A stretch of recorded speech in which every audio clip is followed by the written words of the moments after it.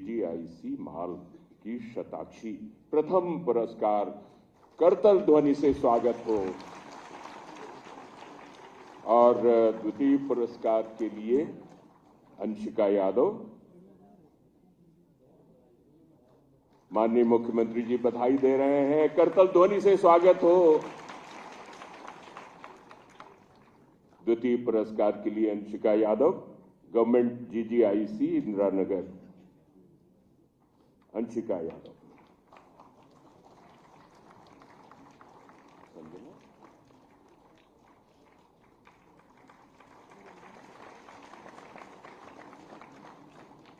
उत्साह आपका प्रकट होना चाहिए,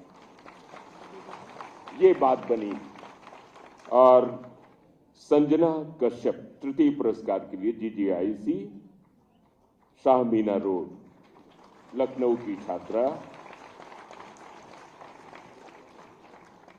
निबंध प्रतियोगिता में विजेता हैं। प्रथम पुरस्कार जाता है वीरेंद्र जी को। ये बाल निकुंज इंटर कॉलेज लखनऊ के छात्र हैं। द्वितीय पुरस्कार के लिए सादिया हसीन, गवर्नमेंट जीआईसी मलिहाबाद की हैं।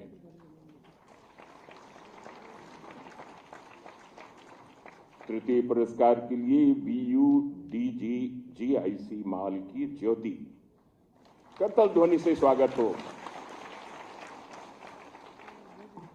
और अब क्रम है, प्रतीक्षा कर रहे थे हम लोग, माननीय मुख्यमंत्री जी के आशीर्वचन, उनके संबोधन का क्रम है। माननीय मुख्यमंत्री जी को सादर आमंत्रित करता हूं।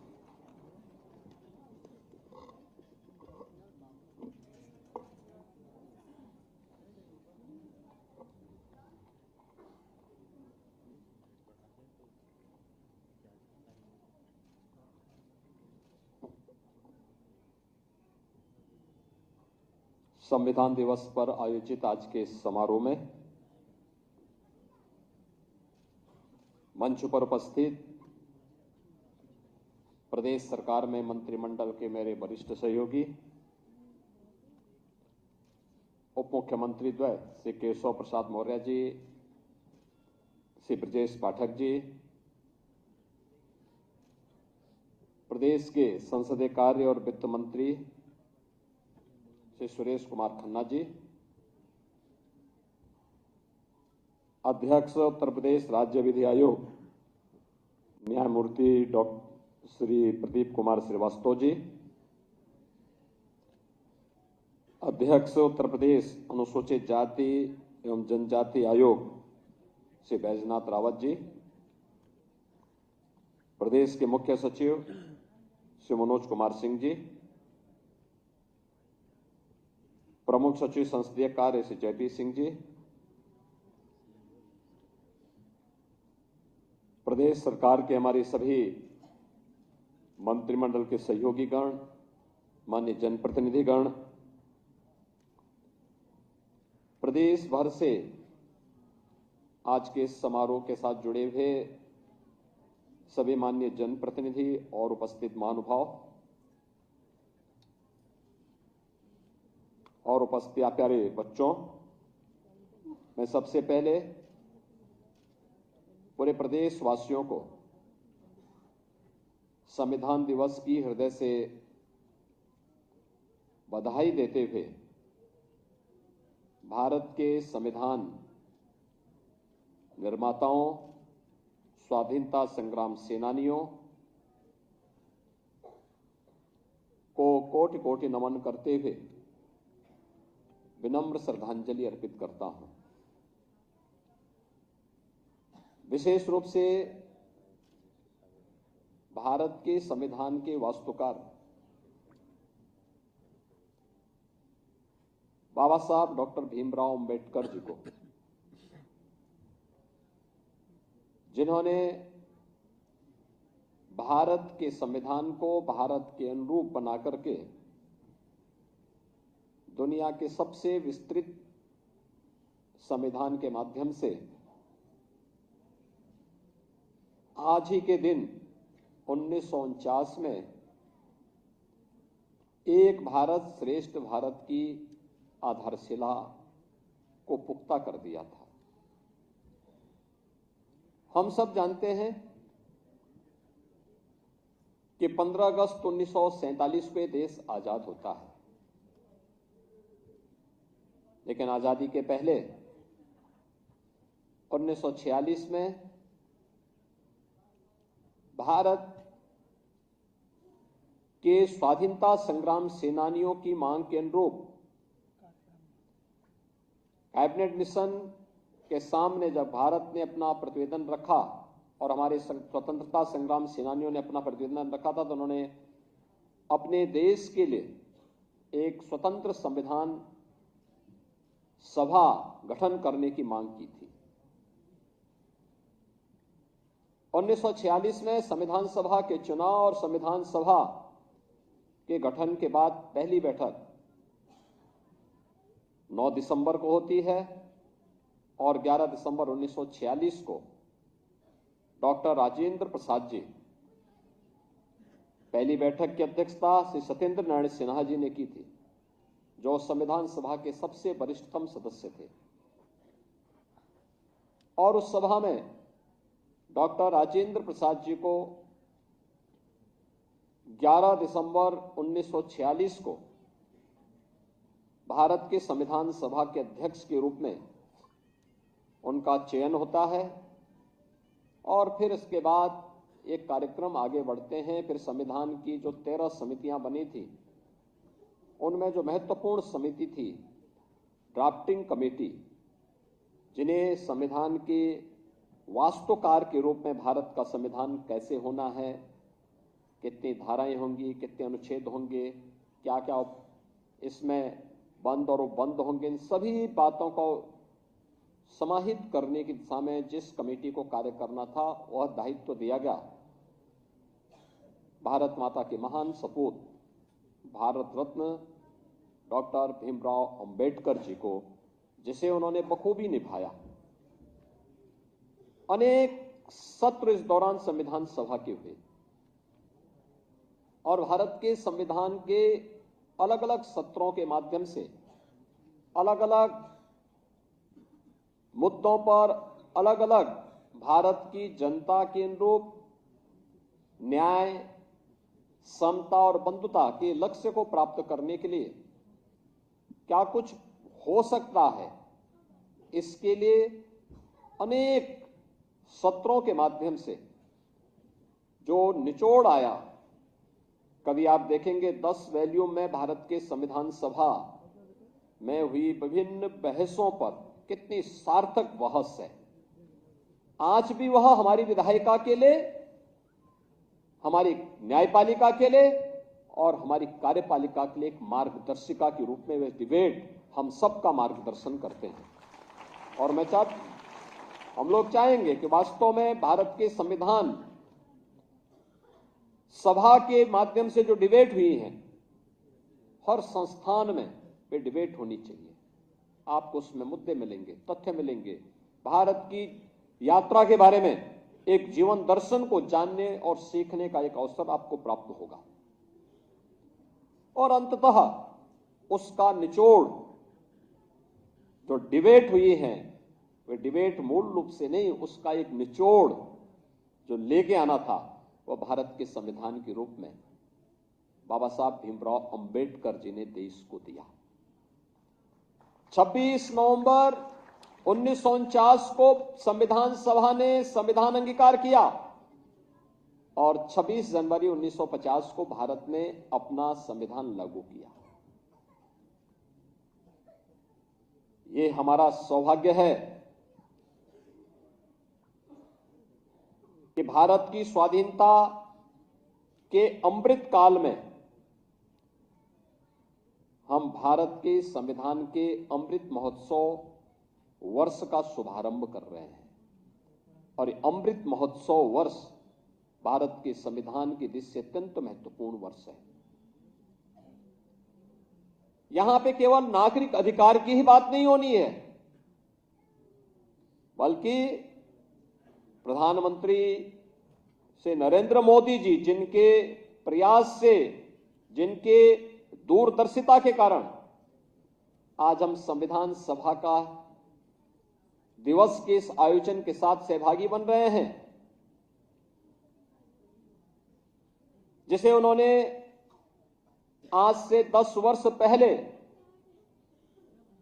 पूरे देशवासियों को कहा था, जब उन्होंने बाबा साहब भीमराव अंबेडकर के भव्य स्मारक के बनाने के कार्यक्रम का शुभारंभ किया था। तब उन्होंने कहा था कि समय आ गया है जब हम भारत के संविधान दिवस को भी एक सार्वजनिक महत्व का दिवस मान करके इस आयोजन को पूरी भव्यता के साथ आयोजित करना सीखें। और फिर उन्होंने नोटिफिकेशन जारी करवाया और नोटिफिकेशन जारी करवाने के बाद 26 नवंबर 2015 से संविधान दिवस का एक कार्यक्रम इस भव्यता के साथ पूरे देश के अंदर आयोजित हो रहा है। यह हमारा सौभाग्य है कि उत्तर प्रदेश में विधानसभा और विधान परिषद में हम लोगों ने नागरिक कर्तव्यों को लेकर के इस पे एक डिबेट भी करवाई थी। लगातार इन मुद्दों पर चर्चाएं हुई। 2019 में हम लोगों ने इस मुद्दे पर विशेष सत्र आयोजित करके इस पर एक दिन का पूरा सत्र ही नागरिक कर्तव्यों को लेकर के उत्तर प्रदेश विधानसभा ने आयोजित किया। महत्वपूर्ण यह है कि भारत का संविधान हमें अधिकार देता है, और कितना बड़ी बात है कि भारत के हर जाति मत मजहब के लोगों को, जो भारत का नागरिक है, उस हर वयस्क मतदाता को भारत के संविधान ने समान मताधिकार की शक्ति दी है। याद करना, दुनिया के तमाम ऐसे देश हैं जो अपने आप को आधुनिक लोकतंत्र का जनक मानते हैं, उनके यहां जाति खेमे में बटे हुए लोग थे। वे उन्होंने अपने यहां भेदभाव किया था, उन्होंने अपने प्रत्येक नागरिक को वोटिंग का पावर नहीं दिया था। लेकिन भारत ने जब पहला आम चुनाव 1952 में होता है, तो हमारे इस महान संविधान के नाते भारत का हर वह नागरिक जो वयस्क मतदाता था, उसको मताधिकार का एक समान अधिकार प्राप्त हुआ था। ये भारत के संविधान की देन है और बाबा साहब भीमराव अंबेडकर की देन है।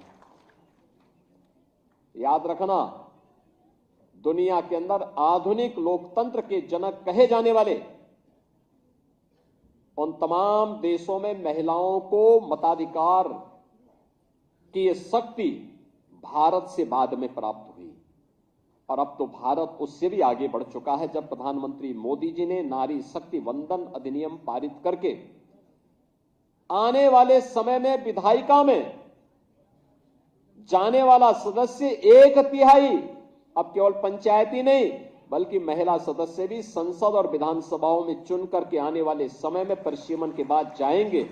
यह अधिकार भी प्रधानमंत्री मोदी जी ने दुनिया के अंदर सबसे पहले भारत के अंदर दिया। भारत का संविधान भारत के नागरिकों को संरक्षण भी प्रदान करता है, सम्मान भी प्राप्त करता है, समानता के भाव के साथ भी जोड़ता है, और संविधान निर्माताओं की मूल भावनाओं का सम्मान करना भी सिखाता है। और इसीलिए न्याय, समता और बंधुता, इसकी मूल भावों को लेकर के अनेक उतार चढ़ावों का सामना करते हुए भारत के संविधान ने अपने इन 75 वर्षों की यात्रा को किस शानदार तरीके से किया है कि जिन लोगों ने भारत के संविधान का गला घोंटने का काम किया था, जनता ने उनको भी सबक सिखाने में कोई कोताही नहीं बरती है। आपने देखा होगा, किसी भी संविधान या किसी भी पवित्र कार्यक्रम की आत्मा उसका उद्देश्य होता है। भारत का जो मूल संविधान बाबा साहब भीमराव अंबेडकर ने, जिसे 26 नवंबर 1949 को जिस संविधान को अंगीकार किया था, याद करना, उस संविधान में 2 शब्द नहीं थे,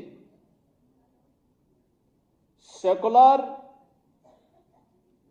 शब्द भी नहीं था और समाजवादी शब्द भी नहीं था, सोशलिस्ट शब्द भी नहीं था। कांग्रेस ने चोरी छिपे जब ये देश के नागरिक अधिकार निरस्त किए गए थे, इमरजेंसी थी,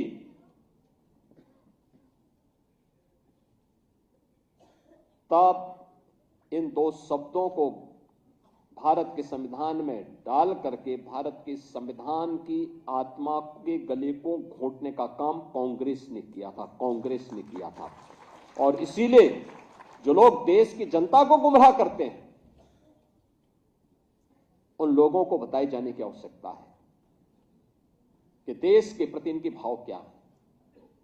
इनका चेहरा लोकतांत्रिक दिखता है, लेकिन वास्तव में लोकतांत्रिक नहीं। यह अपनी उस तानाशाही फांसीवादी मानसिकता के तहत काम करने वाले लोग हैं, और जब भी इनको अवसर मिलेगा, ये लोग इससे पहले 1976 रहा, 1975 रहा हो, या फिर भारत के बाहर जाकर के भारत के अंदर बाबा साहब भीमराव अंबेडकर के द्वारा सामाजिक रूप से दलित, अति पिछड़ी जाति के लोगों को, पिछड़ी जाति के लोगों को मिले हुए इन संवैधानिक अधिकारों से वंचित करने के बारे में किस प्रकार की टिप्पणियां ये लोग करते हैं, ये आज किसी से छुपा हुआ नहीं। और इसीलिए मैं आज के इस अवसर पर आप सबसे कहना चाहूंगा कि बाबा साहब भीमराव अंबेडकर की धरोहर, जो संपूर्ण भारत को, 140 करोड़ भारतवासियों को एकता के सूत्र में बांधता है, वह है भारत का संविधान। इस भारत के संविधान का संरक्षण करना हम सबका दायित्व है, और याद करना इसका सबसे अच्छा रास्ता है कि भारत के संविधान के द्वारा भारत के प्रत्येक नागरिक के लिए तय किए गए उसके मूलभूत कर्तव्यों का अगर हम पालन करेंगे, तो यह बाबा साहब भीमराव अंबेडकर के प्रति, भारत के संविधान निर्माताओं के प्रति और भारत के महान स्वाधीनता संग्राम सेनानियों के प्रति हमारी सच्ची श्रद्धांजलि होगी। आज के इस अवसर पर एक बार फिर से मैं पूरे प्रदेशवासियों को संविधान दिवस की हृदय से बधाई देता हूं।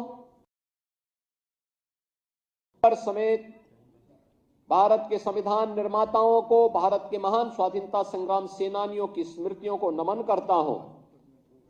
वर्ष भर ये कार्यक्रम चलेंगे। आपने देखा होगा यहां पे हम लोगों ने 6 बच्चों को यहां पे सम्मानित किया है। यानी संविधान दिवस के अवसर पर विभिन्न संस्थाओं में डिबेट का एक कार्यक्रम हुआ था नागरिक कर्तव्यों को लेकर।